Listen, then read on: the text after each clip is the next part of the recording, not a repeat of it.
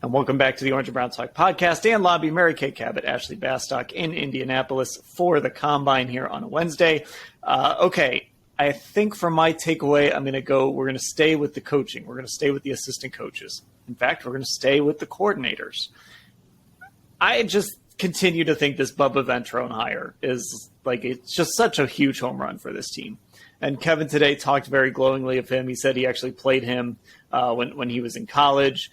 He sort of dodged a question about whether Mike Prefer would still be the special teams coach if Bubba Ventrone had not become available, just kind of around the timing of how that all happened.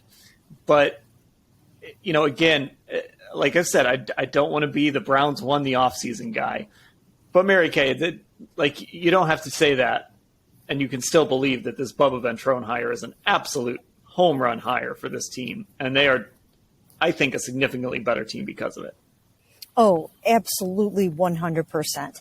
And one of the ways I know this is because my good friend Rick Goslin, when they hired Bubba Ventrone, sent me a text raving about this hire. And I will tell you what, there is no media person in the history of the NFL that knows more about special teams play and coaching than Rick Goslin. And he just absolutely 100% endorsed this hire by the Cleveland Browns. And I also think it's a fantastic hire. And of course, they had to give him the title of associate head coach or assistant head coach, one of the two, to get him here. And I'm sure they probably had to throw a little bit more money at him than maybe they normally would have if it had been someone else, because Shane Steichen, I'm sure the Colts would have liked to have kept him. I know he would have had other opportunities as well, but he's coming back home. He's coming back to a place where he played for 4 years. He understands the mentality of the Cleveland Browns fan. He understands how important it is to have electrifying special teams. I think he's going to really be good for Cade York. I think he brings the right culture and mentality. Culture, we've heard Kevin say this before. What culture is, it's people, it's personalities.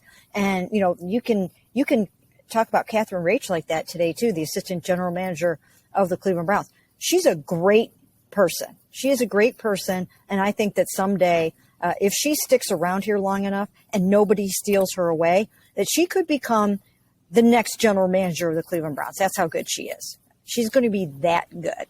And we got to talk to her today, and she was fantastic to talk to.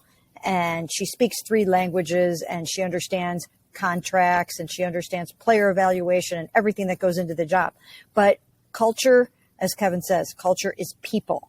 And Bubba, you're not going to find a better guy than him for this job. I think you're right. They knocked it out of the park. Ashley, we could do a draft. We're not going to do a draft. We could do a draft of things that could go drastically wrong this season.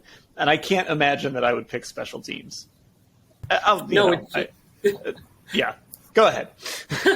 No, I was going to say, last year, if we had done that same draft, it might have been a top 2 or 3 choice, right? Given the way things kind of went as the season went along, given the way things went in 2021 as well, and just kind of the dumb little mistakes that kept happening with that unit and that phase of the game. But I agree, with Mary Kay, it's I've never covered Bubba Ventrone as a player or anything, but you can just tell the way everybody talks about him and from everything we learn about him, that energy he's going to bring. I think that unit needs something different, right? There needs to be, I think, some kind of change that happens there. Because you can't just run it back. I think it got to the point with both the special teams and the defense that the Browns just couldn't risk running it back and keeping the status quo there heading into 2023. So, like we talked about before in another podcast, that his connection with Phil Dawson might come in handy for Cade York's development, for all we know, and things like that, and just the energy that he brings and how well he did with the Colts in the same role. So I definitely think that that's not something I would draft either, and things that could go horribly, horribly wrong.